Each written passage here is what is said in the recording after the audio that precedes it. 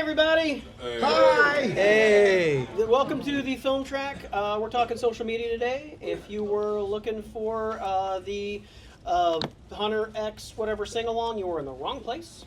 My name is Patrick Roberts. I'm the film track director.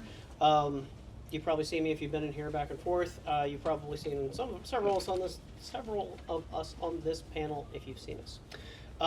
But we're not talking about regular film stuff today. We're talking about social media. It's kind of obviously the most important thing in the world right now, unfortunately. So through this discussion, hopefully we'll all find better ways of doing social media that has a better impact, grows our channels, is worth a damn, and isn't just more noise on the internet like everything else that's noise on the internet. So brief introduction. We figure we'll just introduce ourselves down the line. Again, I'm Patrick Roberts. As it works with social media, I presently do that. I create a ton of content for several different magazine publications. The company I work for owns a lot of magazines, and I do a lot of that. Create content, I host, I do stuff. I used to work in news, I've worked in film, I've worked in everything, so I've done a lot of stuff. That's my pedigree. Moving on down the line. Hi, my name's Tyra Burton. I'm a professor of marketing at Kennesaw State University, and I teach social media and digital marketing and have been doing so pretty much since it was created. And I also run the social for the digital media track over many hotels from here because I've walked there from there. But and I do this as a living as well. So I do social as a living. Hey, I'm Brian Brushwood, and I was too late for YouTube. That's what I told myself in 2006. 2 years later, I started doing Scam School about how to win free drinks at the bar, and then That's what I was yeah, I'm fat and old. But then did a stint on TV and retreated back to social media where you have control over your shit. It's great. Are we allowed to curse? Yeah, absolutely. Fuck yeah. Oh. It's a film track. Curse all you want, damn it. We get in trouble at the digital track before 10. Well, I this- love this. Well, yours is being streamed. We're down and dirty. Oh, that's true. Fuck this. Yeah. Yes. It's early on Sunday for me, so I'm gonna be. I'm Chris Gore from Film Threads. I'm an armchair social media marketing. I love marketing and all aspects of it. All my projects, I do my own marketing. Everything from films that I've made to side projects like an award show and my company Film Threat, which is a YouTube channel and website that reviews movies with a primary focus on independent film. So I have a YouTube channel where I live stream 3 days a week. We take clips from that and post on YouTube. We also live stream simultaneously on Rumble and X. And when it comes to marketing, I learn as I go. But I do have a lot of lessons I'd love to pass on to you about what I've learned. I read one book about marketing when I was in college. Used to read books for, just recreation. And to be fair, I dropped out of college 2 years in because I thought, well, I could spend the money that I'm spending on tuition on making movies or starting this zine called Film Threat. That's what I did. So ironically, I've written books and been invited to speak at USC, UCLA, AFI to students paying a lot of money in tuition. So, but I really thought to myself, well, if I just read all the books they assign in college, I'll get the same education. So I went to the campus of USC and bought all the books that were part of the film program that I could afford at the time. Then I made a list of all the books. Then I read all the books that the USC film students read. I just read those. So I'm kind of self-educated. But I read one book on marketing called Marketing Warfare. It's a great book. It was the old edition, but it's all about rivalries in marketing. Burger King, McDonald's, Coke, Pepsi. Why Pepsi actually prefers to be number two among other things that I learned a lot from that book. So I'm just self-taught, self-educated. Was it brand warfare? Marketing work. No, marketing warfare. Okay, so all right. Marketing warfare.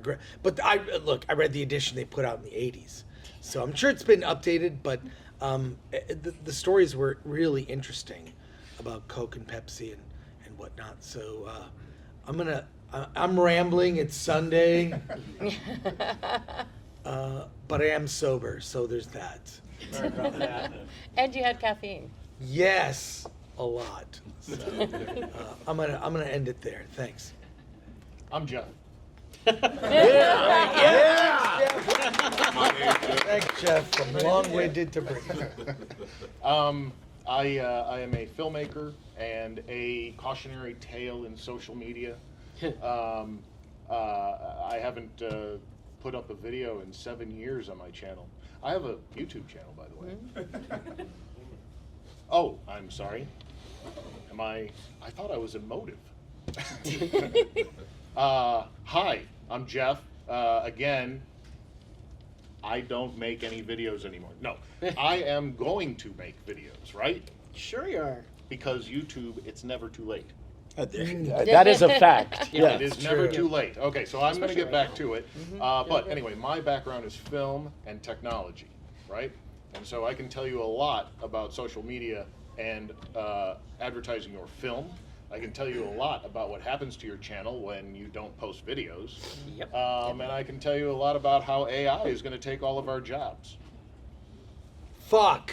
I thought that might happen.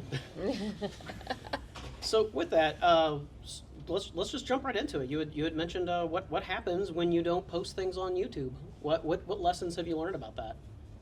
When I don't post anything. Well, when you know one does not, maybe not you specifically, Okay. but The audience, your audience, whoever your audience is, they forget you really fast, especially on YouTube, where fad is always Riz, I guess. I don't know. don't ever say that again. Control yourself. It takes about, I would say, a month before your channel is almost entirely forgotten, before your presence is forgotten, right? You may make some great content that comes up in searches periodically. So, my content is informative. And so those videos will always come back up because somebody's always searching for that. Not for me, right? Not because I did it, but because my content just happened to be relevant to something that they were searching for. So, you never disappear entirely, but you can, really stunt your growth by taking a long break. Don't do that. Even if it gets hard, put something out there. Just say hi, It's be there. And, Showing up is part of it. And I can kind of second that. I've gone through. I presently have a YouTube channel that's filled with a bunch of crap. Ghostcat Patrick, please subscribe, subscribe, share, all that crap. It's not good. I used to post really, really, really good stuff, and then I post like once every couple months, and the really, really good stuff was getting no hits, no likes, no nothing. And then I took all that stuff down and I started my channel over again. And I post, I do once a week, at least once a week. And of those once a week, about every 2 or 3 months, I post something good. The rest of it is just me saying, I promised I was going to do this, and I'm doing this.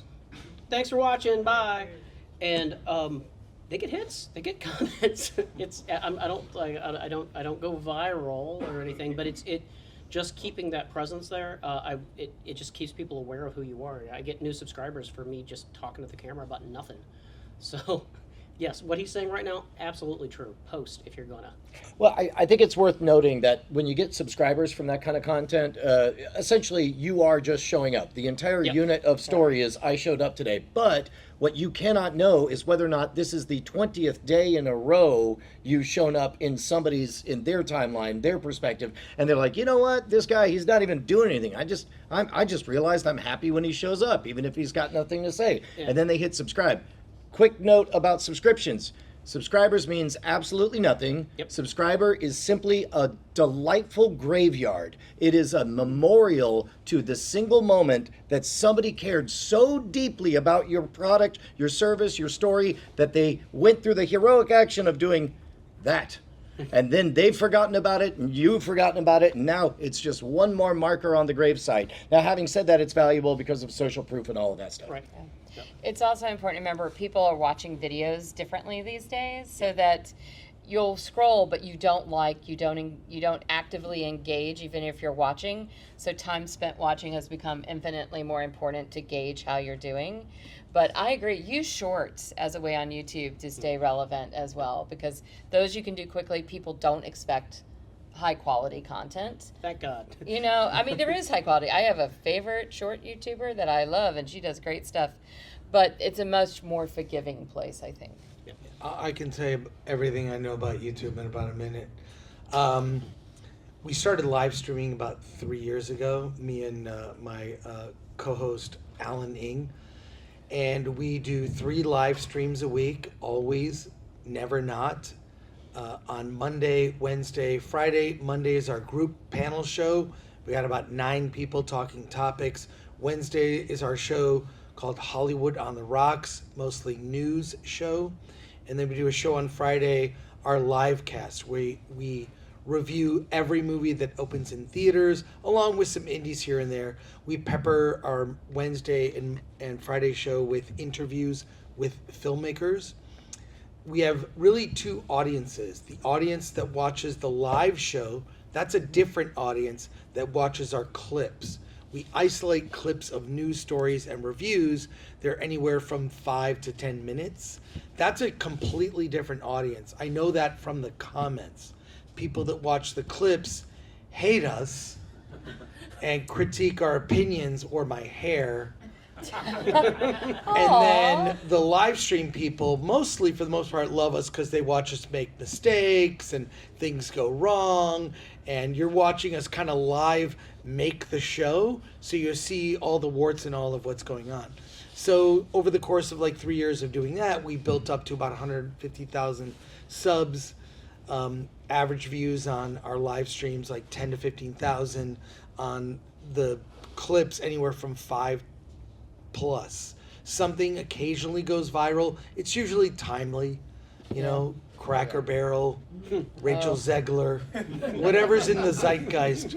Sometimes you do it on purpose, sometimes you don't, but consistency is king. If you build audience, it's through that. Also, I think you have a relationship with your audience. So while other shows will only read super chats, we read super chats, but we also are regular people who show up on the show.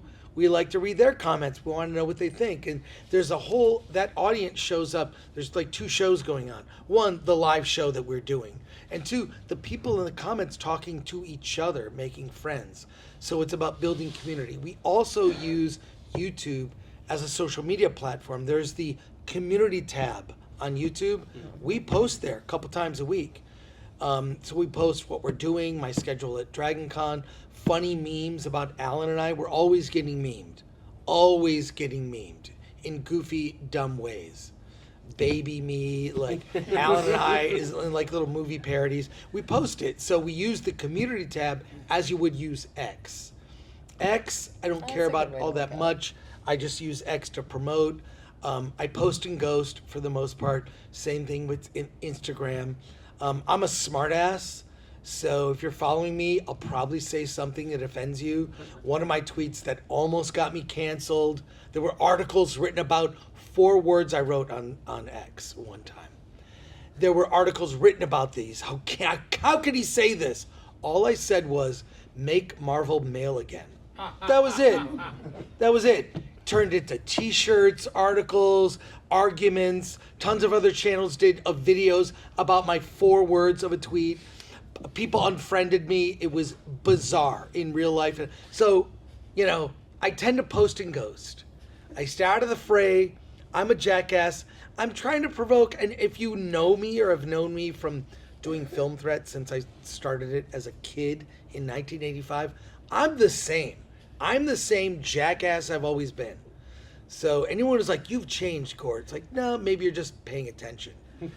So anyways, that's all I really know about YouTube. Still learning. I mean, we're slow growth, but there, if you do want to grow your channel, I think one of the biggest things you can do is appear on other shows. So on occasion, I stream with Gary Beekler at Nerdrotic. I don't know why he's not here. Right. Asshole. Critical Drinker, he's got 1 million plus subs. But we have a show on Mondays called Versus, and we bring in all types of YouTubers of all sizes who are just good at talking about ideas. I like discussion of ideas. I don't care if we agree. That's boring. If we are in an echo chamber where we all agree, there's no opportunity for me to learn anything. I can have my mind changed, give me some wacky theory about a film. I love to hear it. So I like disagreement because it'll either solidify my own position or I'll learn something and change my mind. I don't get offended by much. So I don't know if anyone learned anything from that, but I'm trying to. So, and I also have some really specific advice later for indie filmmakers about how to use social media. I'll end it there. Chris mentioned something that I think is fairly profound. He pointed out that the audiences are different based on the modality of YouTube. A quick parallel that we can all understand is think about DragonCon. DragonCon is not one convention. It is 40 conventions that happen to be happening at the same time in the same place. That is how you should think of YouTube. There is a channel, all the source material, you got your raw beer in the live feed, you distill it into selected videos that you post, and it gets distilled even down more to the shots. And there are people of the shorts, and there are people who will experience the entirety of your project. If they stick around for an entire lifetime of watching your story and keeping up with you, you should be completely agnostic. At some point, Film Threat became to me a series of headlines that I always intend to open in my email, but I always get the gist of kind of what's going on over there. That's fine. That apparently is the equilibrium of how Film Threat is meant to exist in Brian's brain space, right? And then likewise, there are people who apparently only watch The Modern Rogue while they're pooping because they cannot be bothered to ever click on the long form video. That's fine. That's fine, as long as you're getting paid. Is 40 the number of tracks at DC? Oh, I have no idea. There's a Magic number? Yeah. Well, and keep in mind, there's also people who experience DragonCon not even as a track or a convention. They experience it as the place where you go to the lobby and see the costume people, or the place where the parade is. It all exists. Remember the parable of the 5 blind dudes trying to describe an elephant. It's the same thing, but very different to everybody. It's a great analogy. I love that. Did you have a question? Well, yeah, I was just going to kind of ask, kind of going on that same line, and this is really maybe more a question for Gary, who's not here, but I can speak. Yeah, we can speak for him. I can speak for Gary. You talked about having two kind of audiences with the live stream versus when you kind of cut them up into segments. I wonder about, like, Gary does two kinds of things where they do the live streams with, like, Friday Night Tights and everything, but then he also does very produced content. videos. And I wonder if you feel like you get separate audiences there. Yes, too. He does do clips. He does do live streams. The Nooner, Real BBC, FNT on Fridays, but he does produced videos. Those get more views. The reason is the algorithm on YouTube apparently recognizes that something is cut, meaning it's not just straight clips of people talking, which those do well if they're about a specific topic, 5-10 minute video about a topic. But his produced, edited videos will get anywhere from 500,000 to 1 million views. And he has a little over 1 million subs. Yeah. So, and a lot of people who don't subscribe watch the produced videos, Well, that's kinda but how they I don't found necessarily it. watch the live streams. I found them through produced, then Right. Friday Night Tights, and Exactly. I found you So, guys and everybody. So. As you pointed out, there are multiple audiences depending on the vertical of what it is. So, and even we split, for example, I love to interview indie filmmakers. I love it. I include it as part of our live stream to trick my audience into learning about an indie movie and maybe getting inspired by a filmmaker. We had on the filmmaker Luke Spark, who did the movie Primitive War recently. He was on the show. But what we did was we would clip the interviews, post them on the channel. It would do terrible. So we spin off and did a Film Threat interviews channel. Then we split off and did a Film Threat trailers channel. we post indie film trailers. So we have 3 channels that are like sister channels. The main Film Threat channel, reviews and live streams, interviews, and then trailers. So recognize when an audience might even drag you down. I don't ignore it. I try to spin it into something else. So our trailer channel does very well, but limited. It's small. So you have to recognize that. Yeah. Question in the back? Yeah. So earlier we talked about posting like regularly on whatever social media that you're posting on. Is there a saturation point? Is there a point where you're like, I'm posting so much that maybe my content's being lost and things are not where it needs to be? I worry about that less these days, and this is actually a question I'd pass on to Tyra. I suspect that algorithmically, YouTube has gotten so good with the instant A, B, C, D, E, F, G testing, where it's like within seconds, it's figured out, oh, this is one of those kind of episodes. And this is the demographic that is correlated with that. So it used to be that part of the reason you would have multiple channels is for hygiene, brand consistency. When I think of this thing, I get that thing. But now it's so algorithmically sorted that I don't worry about putting garbage out there, because then YouTube, like a good agent, for example, let's say you're Lady Gaga's agent, and Lady Gaga's going through a phase where she only wants to play one note on the banjo, and for a very long time. Now you're her agent, so you're gonna say, chase that butterfly, whatever, but you're gonna make sure to book a very small venue, and you're only going to tell her hardest core fans who are going to be there to hear one note on a banjo. So the agent did Lady Gaga a favor by letting her do her crazy one note banjo thing, did the audience a favor by the vast majority of them never having heard about this weird one note banjo thing. That's what the YouTube algorithm does, as best I could tell. Yeah, no, and it's become increasingly important to understand search engine optimization. So we used to talk about that with just Google. It is absolutely something you have to understand on YouTube, on Instagram, on any social media platform.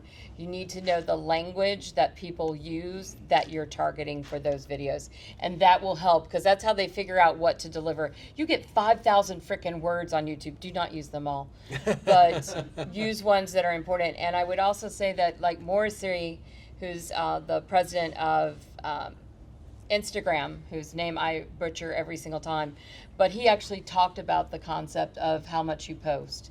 And he said that it was actually okay not to post every single day, but to be consistent. And if you do go long periods of time without posting, you will fall off that algorithm. But he was very honest about that, which made me feel better, because that pressure to post every day, if you're on a platform like that, is tremendous. But then to have the president of Instagram say, no, really, a couple of times, you're good. Just don't go away. Well, and what I cannot overstate this enough. About 1 year ago, I started just watching the raw feed. I posted about 1,000 shorts every single day for 15, 30 minutes. I would watch the raw feed, and there's a wonderful thing that happens after you post. In politics, you have your last speech, you have election night, and then you buckle up for the returns. And then early on, you can tell you're not going to win, and you have to watch yourself not win. We don't have that problem.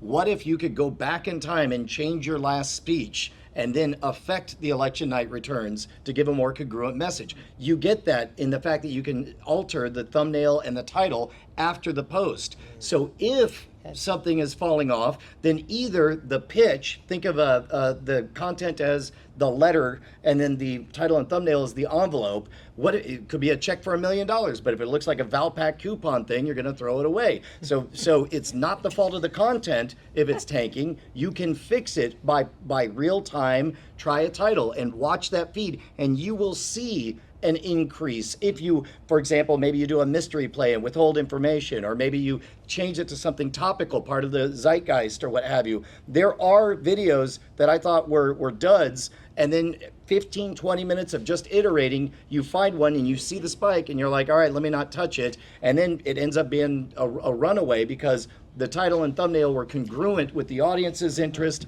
and the content on the inside. But the more you immerse yourself in the raw feed, the more you force yourself to look and understand and ask why, the more clear the mental model of whatever this wonderful 24-hour rave is of your fans is like, is it time to drop the beat now, or no, now it's time for a mellow song and a bathroom break or whatever.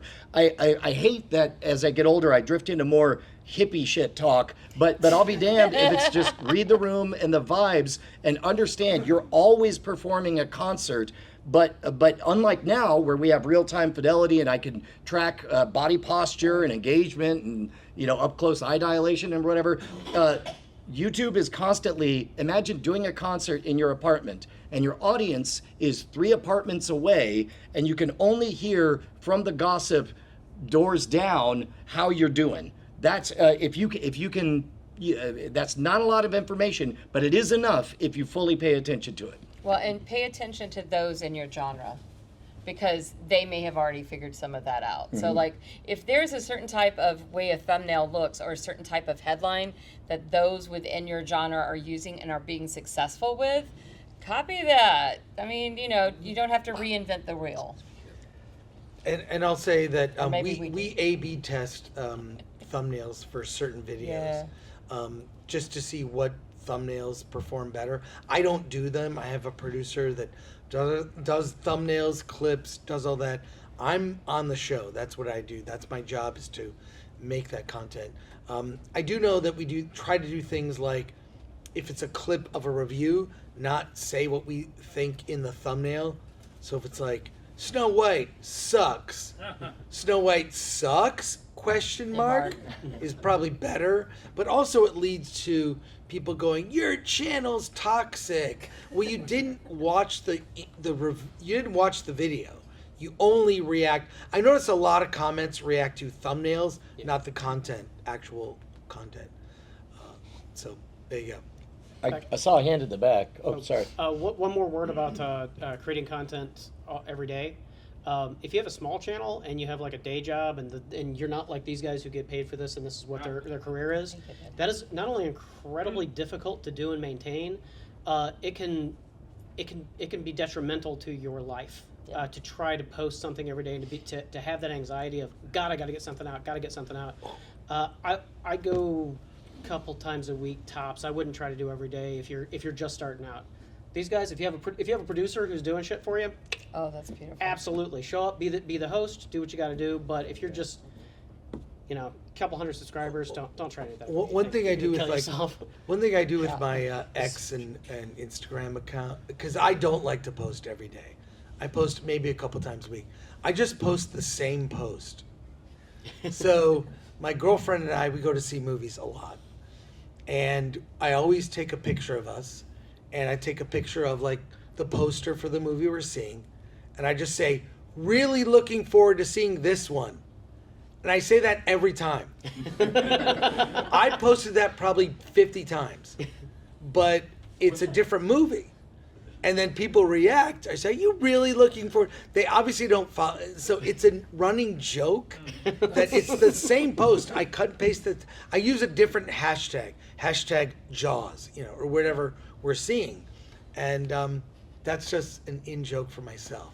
Well, but also it plays at multiple levels. Remember that you're playing to a crowd, and so there's some people, this is the first thing they encounter, and they're not hip to the fact that this is, there's detached irony to it. Yeah. But they're all like, I guess this is a guy who likes that movie. And then the 5th, 6th, 7th, 8th time, they'll become one of the insiders. Right. And again, it's all about earning that real estate in other people's minds. The more you think about it as a 24-hour live performance, the more clear it'll go. And in terms of the rules appear to be the same at all levels. If you're dealing in the hundreds, then you're just dealing with an extremely low resolution picture of how things are. And then it does get easier when you pass a certain threshold. You get to statistically significant, 1,000 impressions in an hour. You get faster. It's just like the Hubble Space Telescope was replaced by the James Webb. It's like that's all you get is a clearer picture when you get to more statistically significant numbers. Real quick, when you're really, really tiny, okay, and you're just trying to build up subscribers or you're just trying to build up any kind of interaction whatsoever, any kind of engagement, that consistency of the kind of content that you're producing is actually really important at those early stages, because if you only have 2 videos and they're both completely different, then am I going to subscribe to this guy? I don't know. I don't know what he's making. The first one was fine, but this one's, I don't know what he was doing. At that initial level, you want to think about who you are presenting yourself as, and particularly think about what the goal is for your channel, because it's not always I don't want to be a YouTube star. I want to sell my movies, and I want to sell myself as a creator of good movies, right? So the content that channel makes needs to go along with that goal, right? And if you do accidentally become famous, even though you weren't trying, then everything they just said becomes absolutely important if you decide you want to go that way. At the small level, figure out what it is you're trying to sell. If it's you, then that's one thing. If it's your movies, that's another thing. If it's cars or whatever, it's all different. But start at when you're with 1 to 10 subscribers. Make consistent content based on what you want to sell. Can I just add something to that? A friend of mine, Robert Meyer Burnett, said that authenticity is the currency of the future. Yep. I feel the one thing that people who do blow up on YouTube have is, at least, I'm not sure if they're actually authentic, but a perception that they are authentic. Yeah. I really do think your authentic voice matters a lot. The only, I don't get offended if people have different political views. I really don't care. If I aligned up with someone, if I have to align with someone on everything politically, socially, whatever, I'd have 0 friends. Yeah. My friends have all kinds of views. It's fine, whatever. I don't really care. The only kind of post that pisses me off is the couple that looks perfect. Yep. Because fuck them. I know they're not perfect. It annoys the crap out of me. They're really trying to just pander to their partner. It's just annoying when I see, usually Instagram, perfect couples that post everything is perfect all the time and how much they love each other. Post your arguments. Post your different. Dude, just be real. Because I can smell the phoniness in that. So the authenticity matters. Don't forget my man in the corner over here. He's been waiting. Oh, yeah. Oh. Patiently. So, going off what you were talking about earlier about the algorithms, in the wake of YouTube's decisions with new, I'm trying to know what the thing with the IDs, you know what I'm talking about? How do you, and how that'll impact the content going forward on the platform. I don't know if I was able to hear that. What was the question? So, back in mid-August, there was the new, I don't remember the system, but They want verification of your identity for you to be online and things like that. Oh, yeah. Yeah, but it's affecting the world, really. I am not dialed in on that. I'm aware that it happened and it hasn't affected me yet. Yeah, I haven't been asked to. Also, I don't know that it changes any of the core fundamentals, because no matter what your platform is, they're all just different funhouse mirrors reflecting the same reality. And I see this so often. People forget that there are real humans on the other side. Yes. Oh my gosh, yes. Everybody obsesses about this channel gets these numbers and this channel gets these other numbers, and well, I guess people like that, they don't. It's amazing how many people don't pause to think. You ever think that maybe it's the same people? Maybe it's people who already like your stuff, and then you're like, well, I got another name for it. They're like, I still like it. And it's like, just as long as you, as soon as you can, find out just how deep your relationship with the audience goes by seeing how many people will follow the party somewhere else. That's how you know who's actually at your party, is if you say, hey guys, moving next door, and then only half people go with it. That's how many people were actually at the party, and other people were just fucking tourists. Get rid of. Don't worry about the tourists. They're shallow. They're shallow interactions. They're pleasant people you say hello to. They're somebody who watches you while they take a poop. That's fine. What you care about are your hardcores, the people who are actually at your party. And the only way to find out, I've heard it said once that smashing atoms, a subatomic theory, is like trying to figure out how a piano works by listening to the sound of them smash on the pavement from a skyscraper. That's what you need to do by seeing how many people will make the leap from YouTube to get your free ebook on your website, or how many people on the website or the email will follow you on a secret underground. I used to have a Black Ops Twitter thing, and all I said was, sometimes I'm going to ask you to do things that I need to not be on the record asking you to do it. And so people, just the idea of being in a Black Ops, and so before everything was tracked always, I would say like, yo, we're up for an award on this poll, and I'd let it go for 15 minutes and I'd yank it. But because there was enough of a connection, because enough people were there at the party, in an untrackable way, a flash mob would show up and vote for a thing, and everyone would go, what happens? And everyone goes, tee hee hee. But the point is, remember they're real humans, and yes, you're having a very asymmetrical but very powerful relationship with them. Well, and I think we were talking about when you're first getting started, engagement is so important. So if somebody mentions you, tags you, comments, you really need to interact and engage back. I think as you get bigger, people expect less of that, or you have a PA that's doing it. I want that day one day. But especially when you're starting out, you have to get that. And also, you're driving them someplace where you have more control. You don't control YouTube, you don't control Instagram or TikTok or anything. So figure out where the place is that you want to drive them so that they will know when your movie comes out without YouTube having to deliver that to them in their For You page or on the suggested stream. So whether that's a newsletter or website, have some place where you can get in contact with those hardcore people. That was brilliant, by the way. The Black Ops thing, love it. Can I add? Oh, sorry. No, he had a question. I was going to say something I thought might be helpful. You have a microphone, so you can go. Oh, but he has his hand up. I'm sure he'll ask it after you're done. Okay. Sorry, man. Well, anyways, I was. Yes, please. There you go. Fortune favors the bold. Yes. Your for your like your live feeds, is your just one position. YouTube. I mean, don't you? I mean, say for say live feeds. Like I say, I have my one of my friends.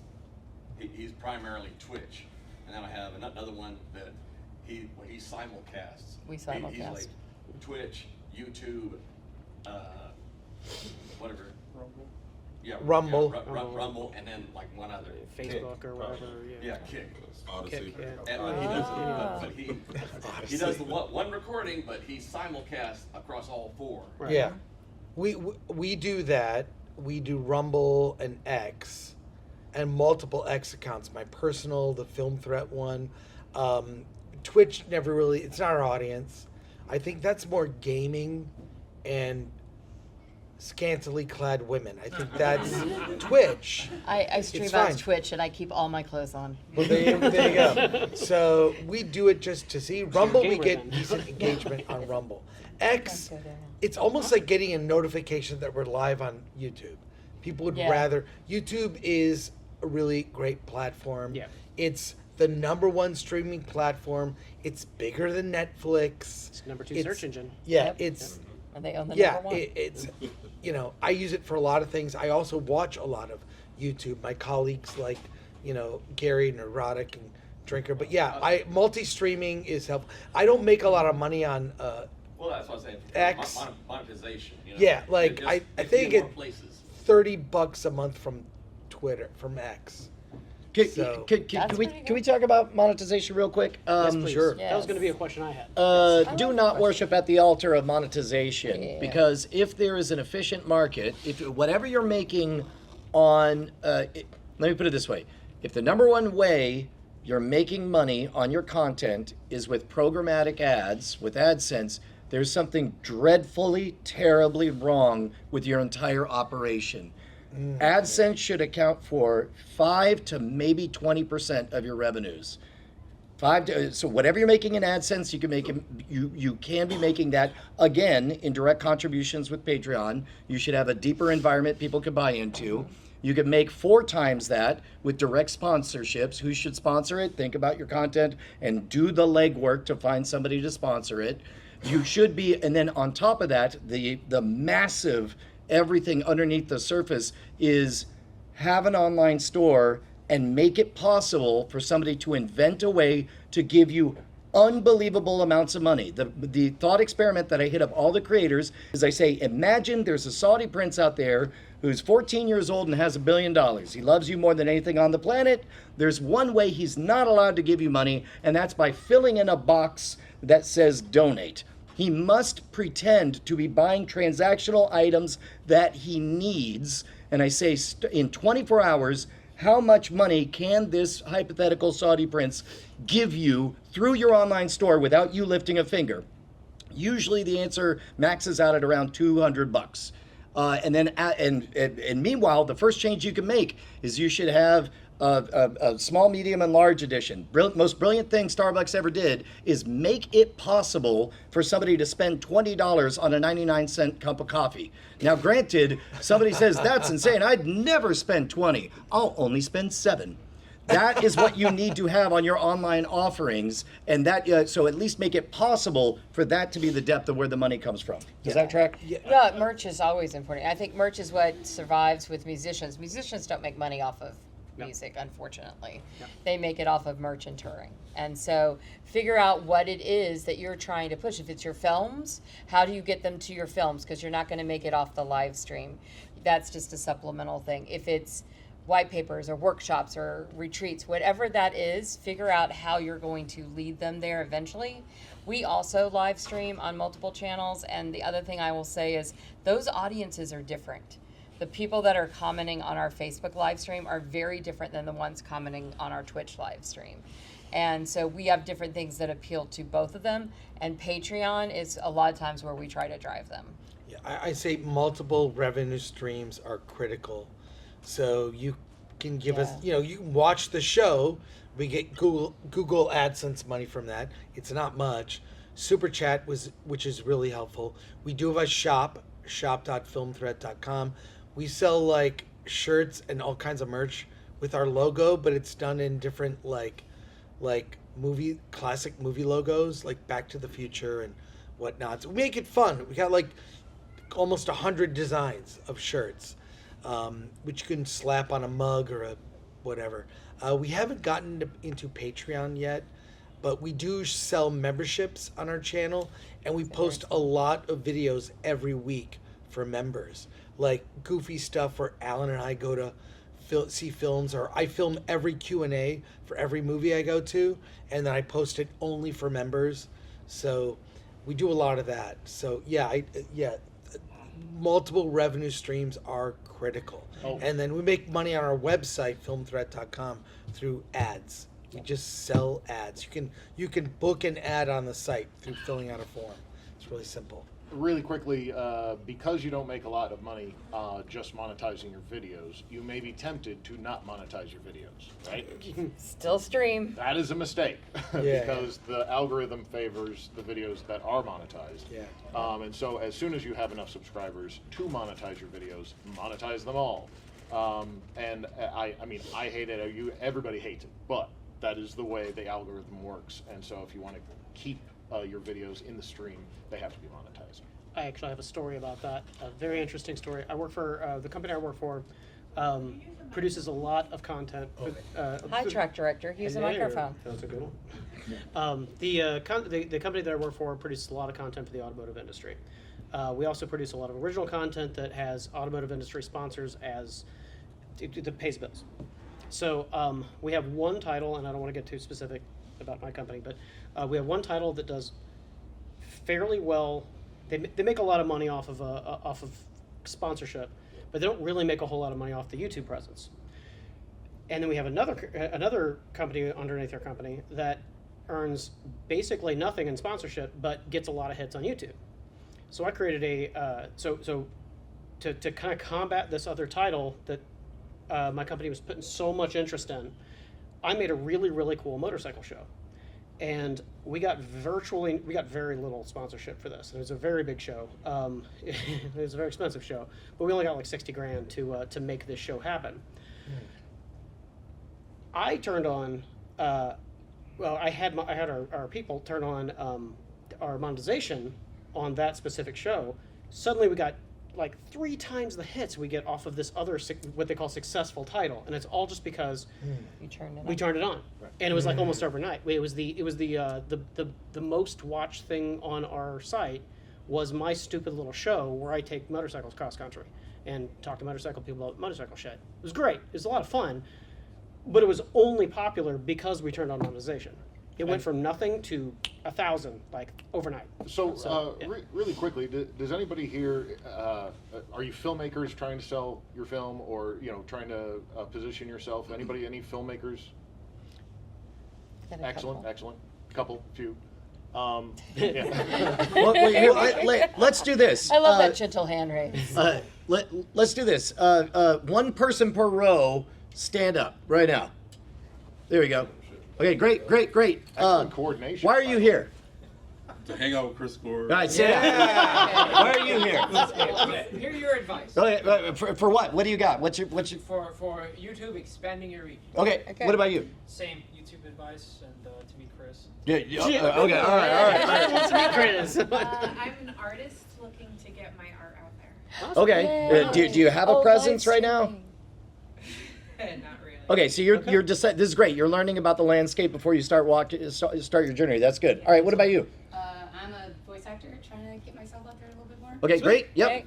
I'm a musician with about 6,000 Instagram followers, trying to figure out how to move people to that next platform. Great. Cool.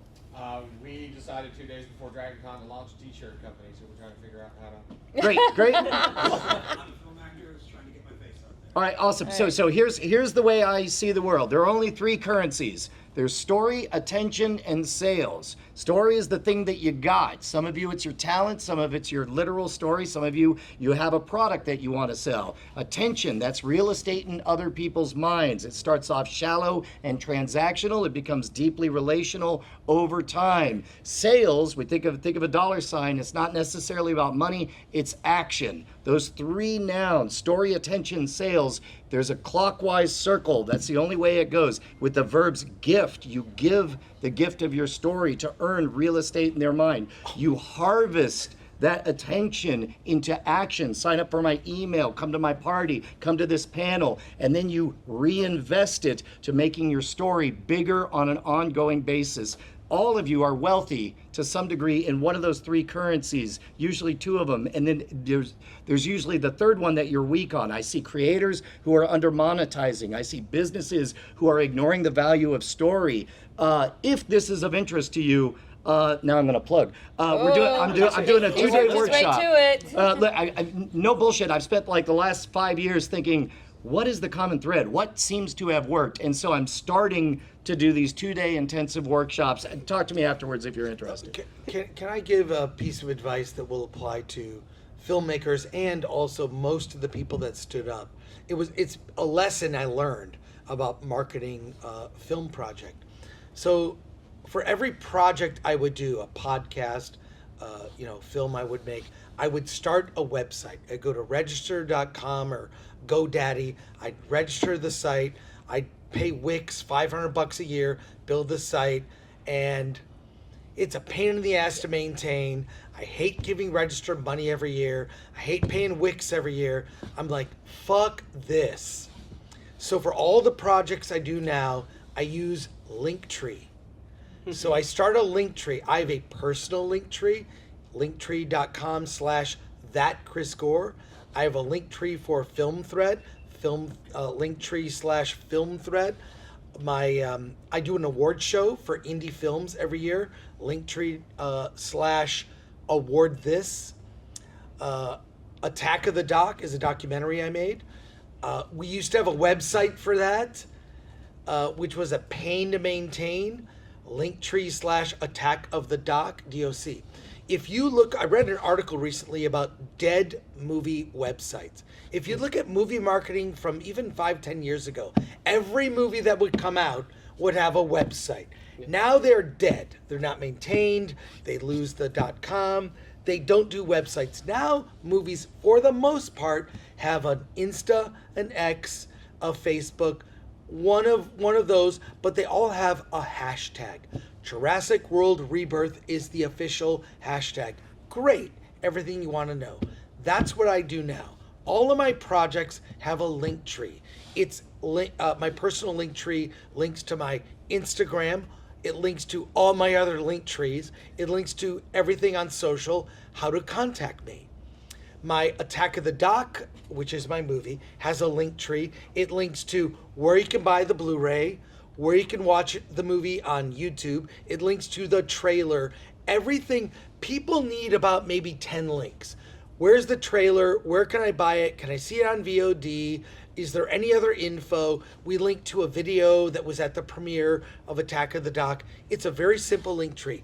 Copy me. Rip me off. I'm telling you right now to steal what I've been doing. You're not going to pay register.com every year. You're not going to pay for a website. And Linktree is free. They kind of want you to pay for it. It's actually reasonable. It's under $100. I still don't pay. But if you go to Linktree and then it's linktr.ee. Yeah, exactly. I gotcha. / that Chris Gore, you'll see everything about me. There's a link to an X post about all the panels I'm doing, including this one. There's links to all my other projects: Film Threat, Award This, Attack of the Doc, Room for More projects. Make a link tree. It's a personal link tree. Do separate link trees for other projects. Grab the social name for your. Whenever I start a project, I'll figure out what's the name. Oh, it's this. Grab everything social, including the Gmail, in case I want a YouTube channel. I have that for everything I do, including future projects I haven't done yet. But use my link tree. I'm going to call it my link tree hack. Because it's cheaper and easier to maintain. You don't have to hire anyone to do a website. You can make it any colors and design it. You can I put my most recent announcements at the top, but it's everything you need about me, everything question you would possibly have. The only thing I'm going to say is if you're an artist and you're building a portfolio or you're a voice actor, please get your name. Please if you're going to buy one domain, get at least one domain, because that link tree, what he could also be doing is having that on his website instead of being hosted by Linktree, having basically a page on the website that's, hey, Chris, I'm awesome.com, that also has that's a hidden page, and that will feed into the Google algorithm better than the Linktree will. Right. So you can create that same thing on one website that you own, that then is feeding into those search engines. Now, I will say social is now feeding into search engines more and more. Google's the place we look for that. I have a link tree too. I think it's awesome and absolutely beautiful, but I own TyraBurton.com, and I didn't say I was going to change my name when I got married until I knew I could buy it, because I drive everybody there. I own it, I can maintain it, I can get it in Google search. So you can actually build that link tree there, but have that one domain that you have. Yeah, I find just out of simplicity, it works. I've told this to every filmmaker who contacts me. I'm like, you don't need a website, just do a link tree for your movie. Because people have one question: how can I see it? How can I see it? Mostly, show me a trailer, and you can embed videos on Linktree too. Also, the Linktree goes to my shop. It actually, and you can now embed items from your shop in the Linktree. I do that on the Film Threat link tree. Look it up, look up the link trees, copy me, but copy me for what works for you, right? Steal this idea. If it's a good idea, steal it. So, yeah. I just grabbed Modern Rogue link tree. There you go, yeah! Live! Oh, okay. Yeah, Devon, what's up? I just wanted to add, I use Linktree as well, and it's perfect when I'm on a bunch of people's podcasts more than my own. So, Yeah, no, it's a great for. Oh my gosh, perfect. yeah, so it's like, hey, where's the link? And then it's easy. You just give them that one Linktree, and they put it in their chat, the chat box for people to click on during the intros or outros, or wherever. You can even put a link to your Patreon, a link to your PayPal to donate, like donate. You can. It's so versatile, and I've hired web designers for a long time. Now my Film Threat website, that's a website, searchable database. It has a his purpose. website. That's a website, but a link tree it's like an FAQ. So, It's a There's a bookmark. guy with a question back Yeah, I there. was just gonna say one more thing on Linktree. I actually A/B tested because we had our band name go to Linktree with the .com, and we found that the Linktree got more traffic on our link in bios because people know what to expect they know what it when is. they go there. Yes, you can get stats from your Linktree, monthly stats, and see how it performs. So I'm always changing the links and the order. I'm going to be at DragonCon. That's on my gonna be the Linktree. top. So, and then I'll delete it when I'm not here. So, And they're great for. We did one for collaboration on the digital media track, where I had our panelists send me their links, and then I linked all of them on a link tree that was like, here's the digital media panelist, and here's how you can find out more about them. And collaborations work really well in social as well if you're growing. Particularly if you're growing, find you somebody with a bigger audience. but even linking to other link trees is kind of like this weird labyrinth. I've done that. But it works. It's now the headache. I'm not doing a website for every project. Just that. I mean, Film Threat is its own thing. That's, separate. But I find that works. It's easier to do. So, yeah. I just got Linktree Brian Brushwood. Yeah. And then link to your company from that link tree. Oh my God. I just got Linktree Jeff Ello. Linktree Ghostcat Patrick. Yeah. I've had Linktree Tyra Burton for forever. That so. Chris Gore. So just look me up on Linktree. Oh my God. It's crazy. So we're getting down to the wire. Does anybody else have any questions? I know there was a lot of stuff there's a ton of stuff we can cover. There's a lot of stuff we did cover. Does anyone have anything they'd like to talk about? There you go. How much of a difference would the production value or just quality of the videos you're making make to the algorithm? Or would the algorithm detect that? Because I've known editing stuff when I went to film school 15 years ago, right? But since then, editing software is so expensive. It's all subscriber based. So DaVinci Resolve is free. I have to relearn on freeware DaVinci Resolve, and try and find an image editor for making thumbnails. But I'm not quite there yet. Do I have to worry about that, or should I just start creating a rhythm of uploading? This is a great time now that YouTube is seizing the mantle of short form entertainment. Their shorts is quite good, and it truly is a meritocracy. You need to, as you ramp up, and I just got done with a year of doing this myself. It is better to just do the reps, one a day, lowest fidelity. Give yourself 15 minutes for the raw. That's it. That's all you get. And then give yourself 2 hours to edit, and that's it. However raw or ugly it is, that's what you did today. That's 1 pixel. Do not let the perfect be that enemy of the good that keeps you from iterating. You got to show up. Those repeated, shallow interactions over time are how you build deep neural pathways with your audience. Yeah, progress, not perfection. Yes. 100%. Right now, one of the top creators on YouTube right now is an old dude sitting in front of a camera. He's got kind of a twangy southernish accent, and he just tells about life advice. These are stories that your daddy never told you, and he gets millions of hits.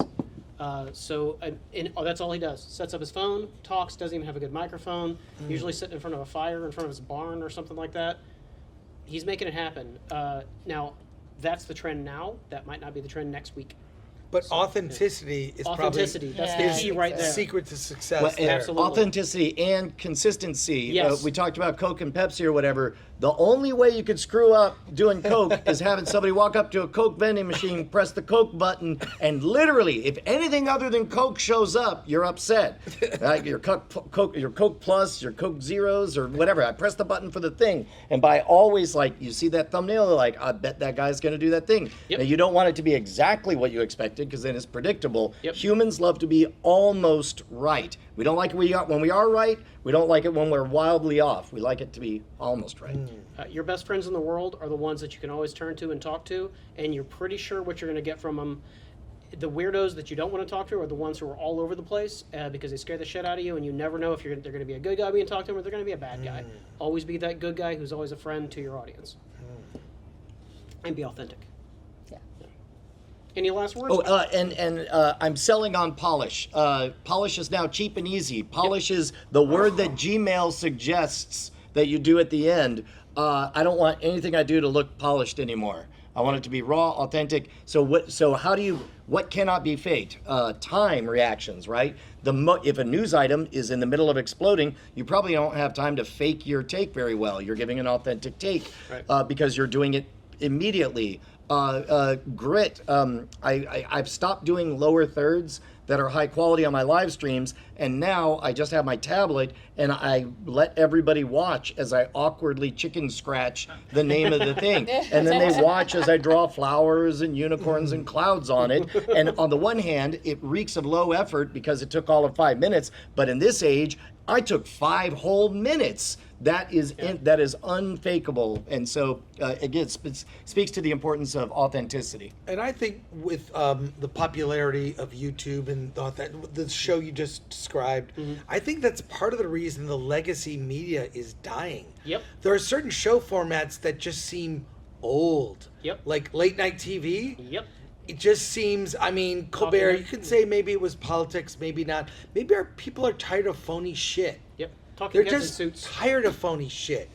You know, that's probably the reason that stuff is failing. It doesn't work anymore. I happened to catch an old episode of David Letterman from the 80s. They're painful. Well, painful in some ways, but it was real. It was authentic. He's in on the joke. He seemed more like YouTube than the current late night phony. Every line is rehearsed, those fake interviews with whatever actor is on promoting their movie, show a clip, haha joke. It's like, we know it's fake. It doesn't resonate now.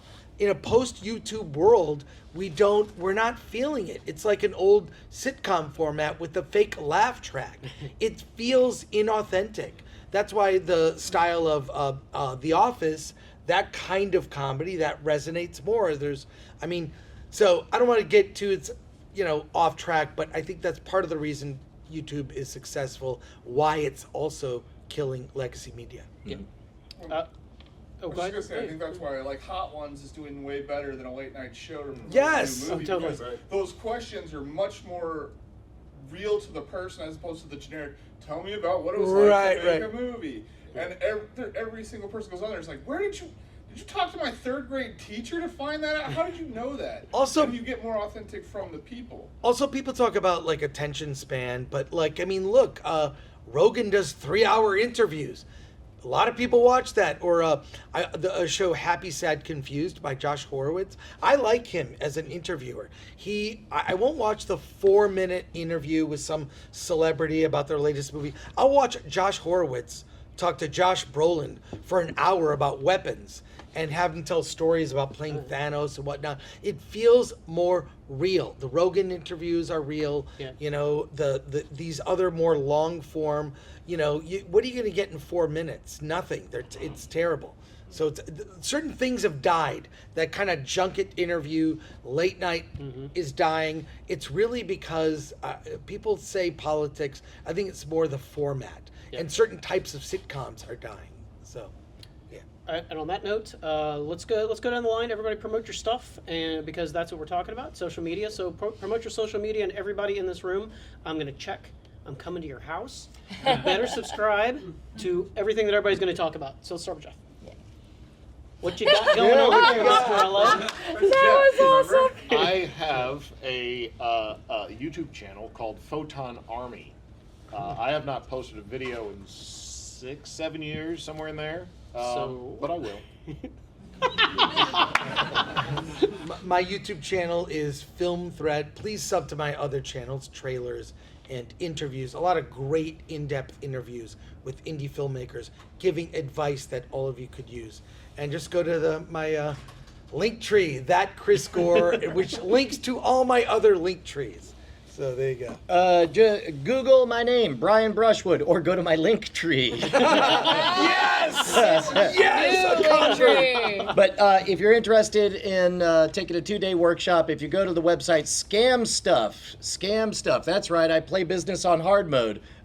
You'll see a picture of me holding a goat, and it'll be called Do Your Weird Thing class. It's 2 days of this panel for 2 days straight. That's what it is. You sacrifice the goat. What? Sacrifice the goat. No animals are harmed, right? Yeah, only one way to find out, and that's at the event. Shameless shelf promotion. Click here. I'm Tyra Burton. You can find me at tyraburton.com and Linktree/Tyra Burton. I have both and have had for years. But I do a podcast with Charles McFall from the digital media track called Be Awesome Together, where every week we try to inspire, educate, and bring together community of the digital variety to help you create better content and get more stuff out there. Follow me at Ghostcat Patrick on everything. Most specifically, I'm trying to grow the YouTube page. I travel around a lot for my work, and so I shoot a lot of crazy stuff in various places around the country and around the world. It's everything from this kind of gamer content to, like I said before, I do a lot of stuff with motorcycles. So if you enjoy that sort of thing, that's fun, but not in that real typical way that a lot of people do motorcycle stuff. It's mostly just me being a fucking jackass. So enjoy that. Yeah, check me out. Beyond that, everybody else, thank you so much for your time. This was great. I think we covered some ground. We solved it. We solved it. That's it. Now we're all famous. Woo! Good.